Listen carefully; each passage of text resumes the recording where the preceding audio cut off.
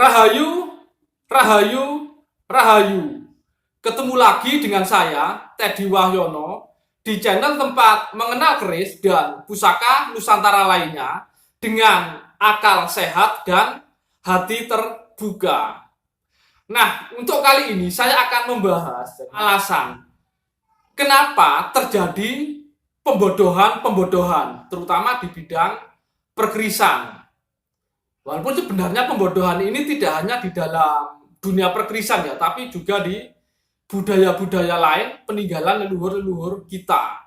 Mereka tidak ingin kita tahu leluhur kita sehebat apa dan bangsa kita dulu sebesar apa. Sebelum saya bahas, ini buat teman-teman yang belum subscribe, silahkan subscribe dulu biar tidak ketinggalan informasi dari channel ini.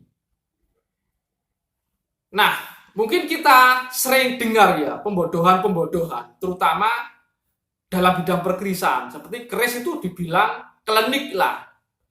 Keris itu sirik. Keris itu perantara jin. Keris itu perlengkapan dukun jahat. Jadi yang dibuat seolah-olah jadi keris ini yang sebenarnya itu adalah mahakarya yang penuh dengan filosofi. Jadi kenapa itu harus dikaburkan gitu loh. Dan yang saya bahas ini adalah pembodohan yang memang tujuannya untuk mengaburkan sejarah kita. Kalau dulu yang pernah saya bahas pembodohan yang dilakukan oleh oknum bakul yang nakal ya. Kalau itu sih memang tujuan utamanya untuk mencari keuntungan. Jadi beberapa oknum pedagang nakal itu mencari keuntungan dengan melakukan pembodohan, yaitu melalui doktrin-doktrin yang salah, yang menjerumuskan. Tapi yang akan saya bahas ini adalah tentang alasan dari kenapa kita dibuat bodoh, terutama dengan sejarah kita sendiri. Jadi memang sejak awal di era penjajahan itu ditanamkan ke kita bahwa kita ini bangsa yang rendah. Jadi kita ini, budaya kita ini adalah turunan dari bangsa lain, terutama India. Tapi apakah benar seperti itu? Jadi yang mencetuskan, yang menanamkan ke kita itu ya bangsa Belanda sendiri ya, bahwa kita ini bangsa istilahnya yang cuma bisa ngadopsi dari budaya lain luar negeri. Bahkan kayak peninggalan bangsa kita yang besar seperti Candi Borobudur, Candi Prambanan, itu dibilang ini peninggalan Buddha, ini peninggalan Hindu. Bahkan untuk Borobudur sendiri yang baru-baru ini ada yang mengklaim, oh ini peninggalan Nabi Sulaiman, kayak gitu. Jadi memang sengaja dipecah seperti itu. Jadi kita memang sejak dulu memang dipecah. Nanti alasannya apa? Nanti saya jelaskan di belakang gitu. Jadi memang tidak pernah ditanamkan inilah karya dari leluhur Nusantara atau leluhur bangsa Indonesia. Jadi jarang dibahas, ditekankan seperti itu. Yang dibahas justru dengan istilahnya untuk mecah ya. Oh ini peninggalan agama ini peninggalan agama ini peninggalan suku ini. Jadi selalu ditanamkan seperti itu.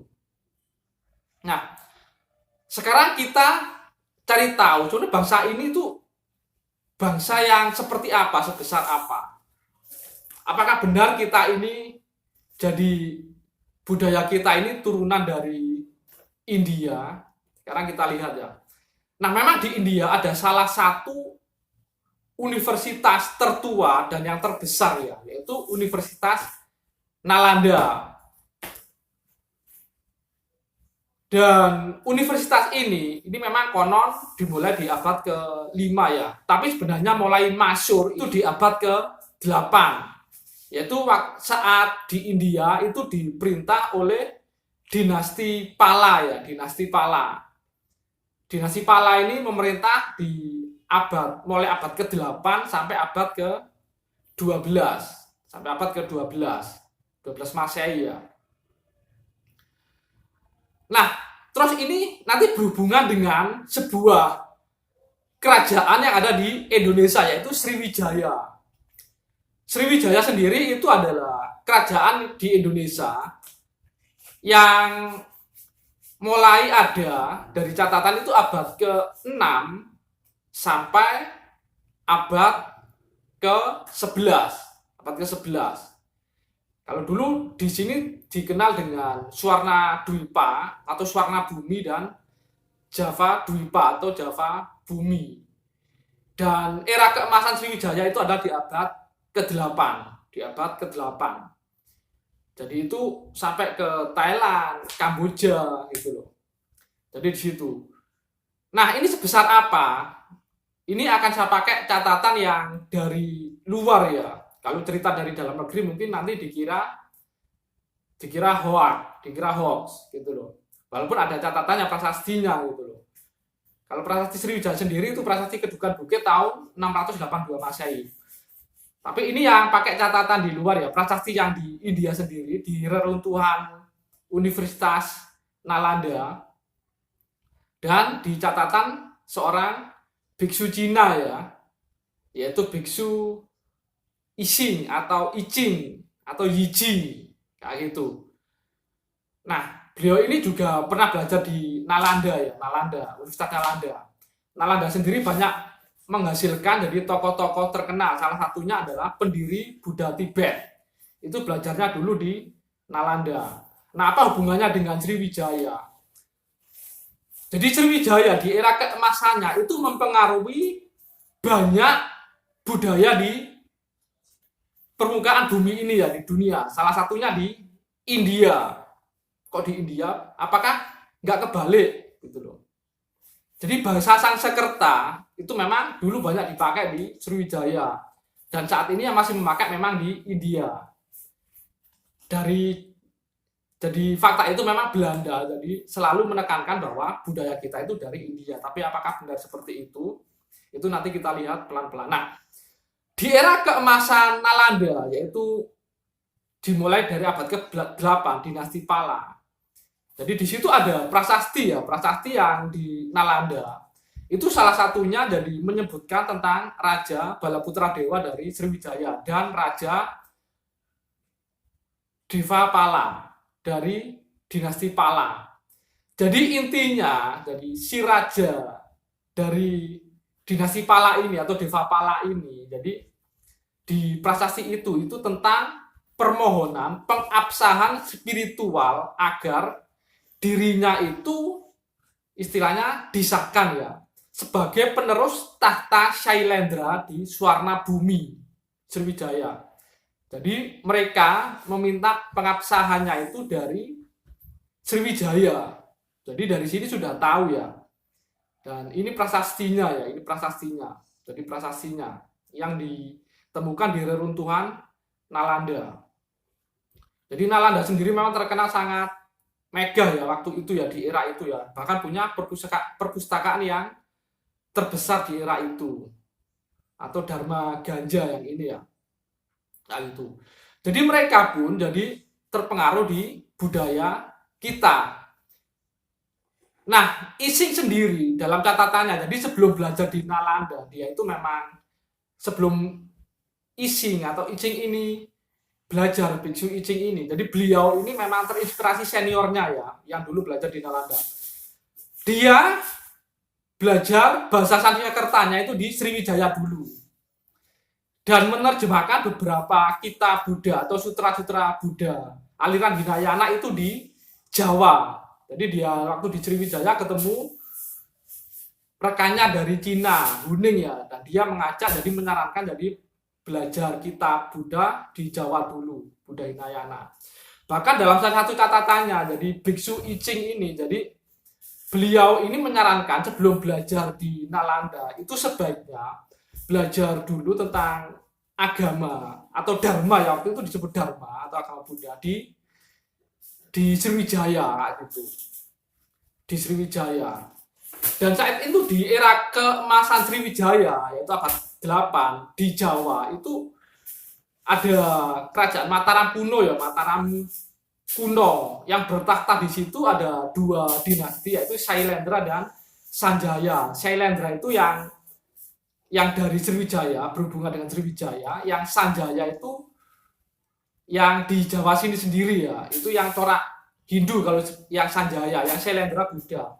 Dan mereka hidup berdampingan dan meninggalkan untuk kita anak cucunya peninggalan yang cukup megah, yaitu yang Syailendra meninggalkan Candi Borobudur, yang dinasti Sanjaya meninggalkan Candi Prambanan gitu loh. Dan nanti di Kamboja sendiri ada satu peninggalan yang cukup megah yang sekelas peninggalan di Indonesia, yaitu Angkor Wat ya di Kamboja. Itu untuk Wisnu, tapi itu dibangun di abad 12 ya, yaitu di era pemerintahan Raja Suryawarman II Kamboja, tapi rajanya Suryawarman. Jadi teman-teman bisa meneliti sendirilah nanti itu. Jadi itu ya, jadi di era itu, jadi bangsa kita itu sudah mempengaruhi banyak wilayah di permukaan bumi. Bahkan di era abad ke-8, di Timur Tengah sendiri mungkin agama Islam baru berkembang gitu loh. Tapi sekarang di sini seolah-olah jadi bangsa lain itu sangat mulia dan bangsa kita sendiri dianggap bangsa yang rendahan. Padahal di era itu bangsa kita sudah mempengaruhi banyak negara lain ya, banyak negara lain. Dan bangsa kita agar anak cucunya kita ini tahu, jadi meninggalkan banyak peninggalan. Jadi mahakarya yang besar itu seperti Candi Borobudur, Prambanan, dan candi-candi lain. Dan itu dulu yang sempat disembunyikan, sempat dikaburkan oleh kayak Belanda, kayak bangsa lain yang ingin menguasai bangsa ini gitu loh. Jadi mereka ingin menguasai bangsa ini, makanya kita jangan sampai tahu sejarah kita. Tapi ya nenek moyang kita nggak bodoh. Jadi selain meninggalkan peninggalan besar, mereka meninggalkan peninggalan rancang bangun yang penuh filosofi, yaitu keris seperti ini. Jadi ini kalau teman-teman pelajari, sebuah keris itu sangat dalam ya teman-teman, filosofinya sangat dalam. Jadi ada pakem-pakem tertentu. Lo pun ada pakemnya, bahkan Sogokan pun ada pakemnya, ada rancang bangunnya yang tidak kalah rumitnya dengan bangunan-bangunan besar. Jadi mereka meninggalkan sebuah istilahnya mahakarya yang berupa keris yang dari logam, yang juga bisa bertahan ratusan tahun. Jadi selain dari batu juga dari logam. Dan ini juga dikaburkan agar kita tidak mempelajari pemikiran leluhur kita, sehebat apa leluhur kita, agar kita nggak tahu. Karena kita memang negeri kita ini bisa dibilang sangat kaya ya. Kalau dulu terkenal rempah-rempah, sebenarnya bukan rempah-rempah, sebenarnya justru tambangnya, logam mulianya ya, terutama emas. Negeri kita itu sangat-sangat kaya dengan emas. Dari zaman dulu sampai zaman modern. Kalau zaman modernnya dikuras habis-habisan yang di Papua. Nah itu. Jadi mereka ingin menguasai kita ya. Tujuannya adalah ingin menguasai kita. Dan untuk menguasai kita, ya kita harus tetap dibuat bodoh. Kita harus bisa dipecah belah gitu loh. Makanya mulai saat ini saya harap teman-teman sudah tidak bodoh lagi dan tidak mudah dipecah belah. Kita harus bisa hidup berdampingan ya. Leluhur kita sudah bisa hidup berdampingan dengan baik kok ya. Buktinya di Jawa ada dinasti Syailendra Buddha, dinasti Sanjaya yang Hindu. Bahkan di era Majapahit sendiri itu ada dua agama besar ya. Siwa yang corak Hindu dan Buddha. Makanya terkenal Siwa Buddha di Majapahit itu. Dan itulah yang mengilhami dari Emputan Tular di kitabnya Sutasoma itu ada sampai muncul Bhinneka Tunggal Ika. Tan Hana Dharma Mangrua atau Tan Ono Dharma Mangrua. Jadi memang berbeda, tapi intinya tetap satu. Dan kebenaran itu tidak ada yang rancu ya, kebenaran itu satu. Jadi seperti itu. Jadi nenek moyang kita sudah meninggalkan hal-hal yang sudah sangat bernilai ya, dan itu harus kita jaga, terutama tentang Bhinneka Tunggal Ika. Ayolah, waktunya kita bisa hidup berdampingan, membuat negara kita maju lagi, jaya lagi. Jadi jangan mau dibodohi dan jangan mau dipecah belah. Jadi mungkin itu aja, semoga bermanfaat dan jangan lupa like dan subrepnya.